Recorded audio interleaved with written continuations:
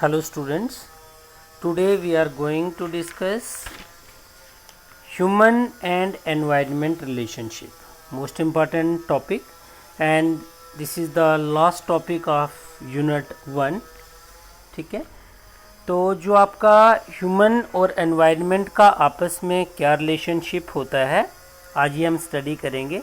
तो सबसे पहले एनवायरनमेंट हमने स्टडी किया कि एनवायरनमेंट क्या होता है. सराउंडिंग होता है लिविंग ऑर्गेनिज्म के अराउंड. लिविंग ऑर्गेनिज्म के अराउंड जितना भी सराउंडिंग रहता है that is known as environment. And environment play significant role for sustaining life. और जो एनवायरनमेंट है वो लाइफ को सस्टेन करने के लिए एक इम्पॉर्टेंट रोल प्ले करता है. ठीक है, अब जो ह्यूमन बीइंग है वो इन्वायरमेंट के लिए क्या करता है. तो ह्यूमन का भी एक रोल रहता है एनवायरनमेंट के लिए. तो ह्यूमन का एनवायरनमेंट के लिए क्या रोल है कि जो एनवायरनमेंट के लिए हम जितनी भी प्रिवेंटिव मेजर्स लेते हैं, चाहे डिफॉरेस्टेशन से बचाने के लिए या स्पीशीज़ को डिजीज़ से प्रोटेक्ट करने के लिए ह्यूमन जो भी मेडिसिन्स एट्सेट्रा प्रिपेयर करता है, they are the beneficial from human side to environment. ठीक है, और एनवायरनमेंट रिवर्स में हमारे लिए क्या करता है. एनवायरनमेंट हमारे लिए जो लाइफ सस्टेनिंग या हम बोल सकते हैं लाइफ को सस्टेन करने के लिए जितनी भी इम्पॉर्टेंट थिंग्स रिक्वायर्ड होती हैं वो सब हमें एनवायरनमेंट प्रोवाइड करता है.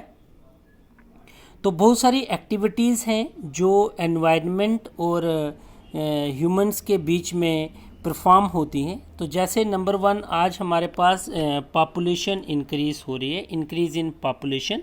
तो जितनी भी पॉपुलेशन जो है वो इंक्रीज़ हो रही है, ठीक है, तो human have reduced that death rate without checking the birth rate. हमारा जो डेथ रेट है वो कम हो रहा है और बर्थ रेट जो है वो हमारा बढ़ रहा है. इसकी वजह से जो पॉपुलेशन है वो राइज हो रही है.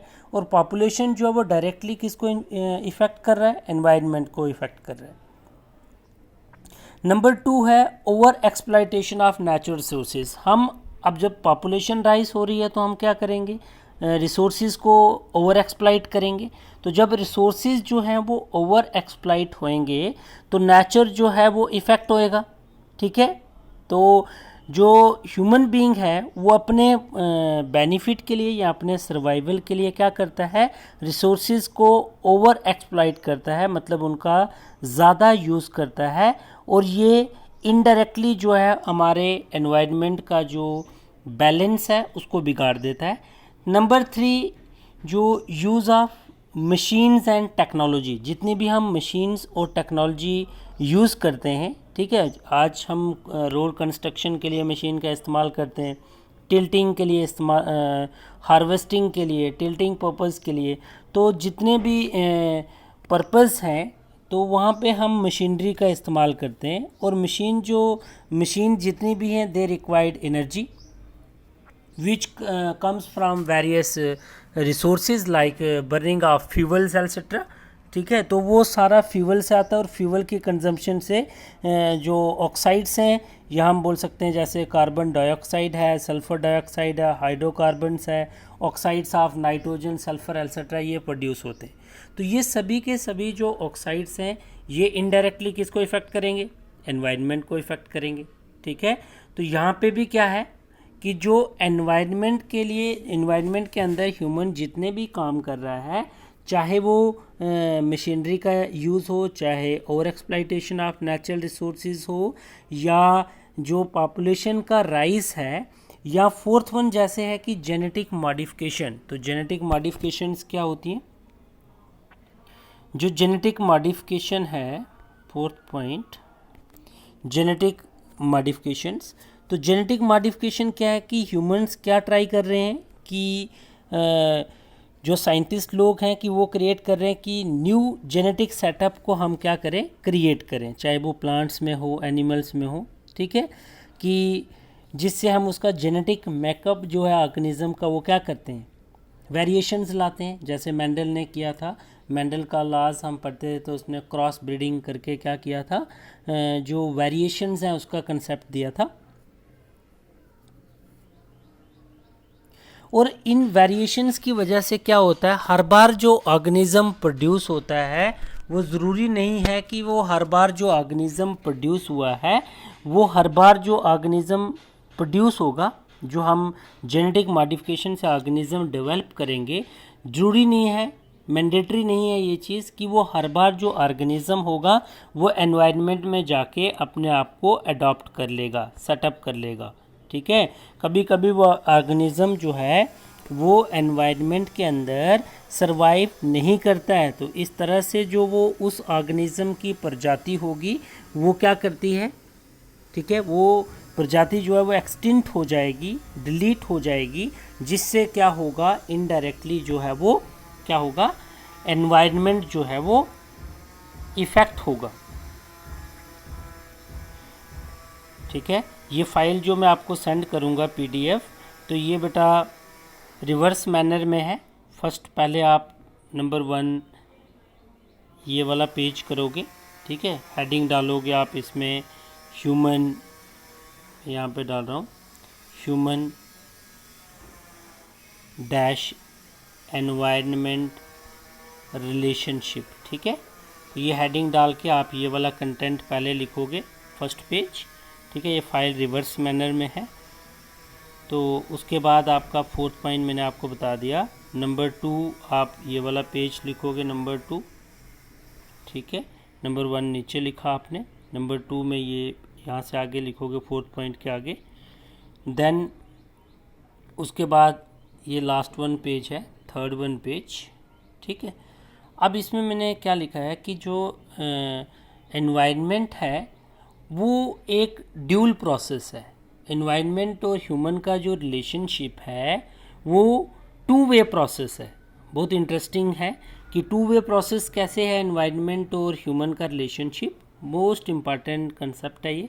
ठीक है, कि 2 वे प्रोसेस कैसे है, तो 2 वे प्रोसेस कैसे है कि नेचर इफ़ेक्ट करता है सोसाइटी को। सोसाइटी मीन्स हो गया ह्यूमंस एल्सेट्रा, अगर हम सिर्फ ह्यूमंस की बात कर रहे हैं तो नेचर जो है वो डायरेक्टली किसको इफ़ेक्ट करेगा, ह्यूमंस को। ह्यूमंस की जगह पे आप चाहो तो सोसाइटी भी लिख सकते हो या ह्यूमन भी लिख सकते हो, एज़ यू विश। ठीक है, जैसा आप चाहें वैसा लिख सकते हैं। तो नेचर क्या करता है, नेचर इफ़ेक्ट करता है ह्यूमंस को। कैसे इफ़ेक्ट करता है कि हमारा वेयरिंग स्टाइल, जैसे आज गर्मियाँ आ रही हैं तो हमने हाफ स्लीव्स कपड़े पहने हैं, सर्दियाँ आ जाएंगी तो हम फुल स्लीव्स पहनेंगे, वुलन क्लॉथ पहनेंगे। ठीक है, तो जो हमारा वेयरिंग स्टाइल है वो भी डिपेंड किस पे करता है, environment. And their living style are according to the nature of the region. जिस तरह का एनवायरनमेंट होगा तो वैसा ही हमारा लिविंग स्टाइल होगा। It means environment effect directly on our wearing style, or we can say directly on living style of humans. Okay, number 2 society effect nature. For example human अगर हम यहाँ पे लिखते हैं तो ह्यूमन इफ़ेक्ट्स नेचर। तो जितनी चीज़ें मैंने 4 पीछे डिस्कस की तो वो सभी हम ऑलरेडी लिख चुके हैं। तो सोसाइटी या ह्यूमन जो भी आपने यहाँ पे लिखना है, ह्यूमंस भी लिख सकते हो। ठीक है, तो human effects nature through urbanization and industrialization. तो जितने भी कंसेप्ट हमने पीछे पढ़े, ओवर पॉपुलेशन, ये भी हमारी जो एनवायरनमेंट है उसको इफ़ेक्ट करता है।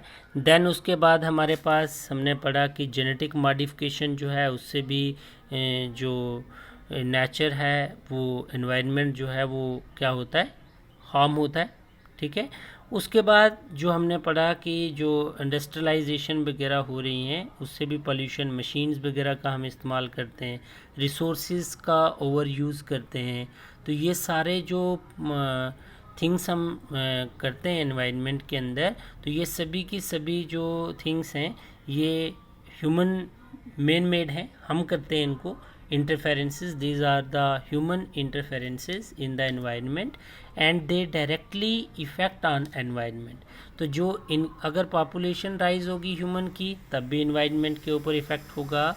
ओवर एक्सप्लॉयटेशन होगी रिसोर्सेज की। ठीक है, उसके बाद जितनी भी मशीनरीज हम यूज़ करते हैं उसका भी रिवर्स इफ़ेक्ट हमने बता दिया आपको इन्वायरमेंट के ऊपर होता है। कैसे होता है, क्योंकि उसमें फ्यूल्स की कंजम्पशन होती है और वो फ्यूल्स जो होते हैं वो क्या प्रोड्यूस करते हैं, कार्बन डाइऑक्साइड एल्सेट्रा ऑक्साइड्स प्रोड्यूस करते हैं, जो कि डायरेक्टली किसको इफ़ेक्ट करते हैं, एनवायरनमेंट को इफ़ेक्ट करते हैं, ठीक है। And last one is the genetic modification. अगर हम ऑर्गेनिज्म की जीन्स को चेंज करते हैं, वेरिएशन करवाते हैं, तो वेरिएशन जो है वो ऑलवेज बेनिफिशियल नहीं हो सकती, दे आर आल्सो हार्मफुल। और अगर हार्मफुल वेरिएशंस होंगी तो जो ऑर्गेनिज्म होगा वो एनवायरनमेंट से डिलीट हो जाएगा। और सिंपली, या हम कह सकते हैं इन सिंपल वर्ड्स, जब एक स्पीशीज़ जो है, जैसे आपने फूड चेन का कंसेप्ट पढ़ा है, अगर कोई स्पीशीज़ बीच में से डीलिंक हो जाती है, जैसे मान लीजिए ग्रास है, ग्रास होपर है, फ्रॉग है, और स्नेक है, और एगल है, ये एक फूड चेन लिखा मैंने। तो मान लीजिए कि हमारे पास जो ग्रास होपर है वो उसकी प्रजाति जो है वो ख़त्म हो जाती है, तो वो फ्रॉग की स्पीशीज़ जो सिर्फ इनके ऊपर, इन इंसेक्ट्स के ऊपर फीड करके सरवाइव करता था, तो वो फ्रॉग जो है वो क्या कर जाएगा, ये स्पीशीज़ ग्रास ऊपर एक्सटेंट हुआ तो फ्रॉग भी एक्सटेंट होना शुरू हो जाएगा। और वैसे वैसे जो स्नेक फ्रॉग के ऊपर फीड करके अब स्पीशीज़ जो सरवाइव करता था स्नेक का, वो सिमिलरली इन सिंपल कि जो इकोसिस्टम है वो होली सोली जो है वो क्या करेगा, इफ़ेक्ट करेगा। तो हमने आपको आज करवाया कि इन्वायरमेंट का और ह्यूमन का क्या रिलेशनशिप है।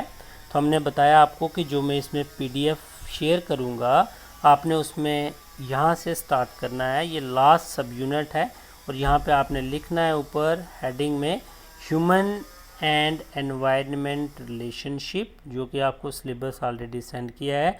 आंसर आपने यहाँ से लिखना स्टार्ट करना है, ठीक है। ये मैंने आपको डिस्कस कर लिया, पहला पेज हो गया आपका ये, ठीक है। रिवर्स मैनर में आपको पीडीएफ मिलेगी। फिर उसके बाद सेकंड पेज के ऊपर आपने ये लिखना है, जो कि लास्ट पॉइंट आपका फोर्थ पॉइंट था। इसका जो कंटेंट है, यहाँ से आगे गेम विद, जैसे यहाँ पे लिखा है गेम विद, यहाँ से आगे कंटिन्यू आपका सेकंड पेज के ऊपर आ जाएगा बेटा, एनवायरनमेंट टू डिसलॉज एटसेट्रा, ठीक है। तो ये आपका सेकंड पेज होगा। देन सेकंड पेज कंप्लीट होने के बाद आप यहाँ से पैराग्राफ चेंज करो, और थर्ड पेज जो आपका यहाँ से स्टार्ट हो जाएगा, ठीक है। तो थैंक यू बेटा, इसको पढ़िए। Your first unit will be completed successfully, ठीक है।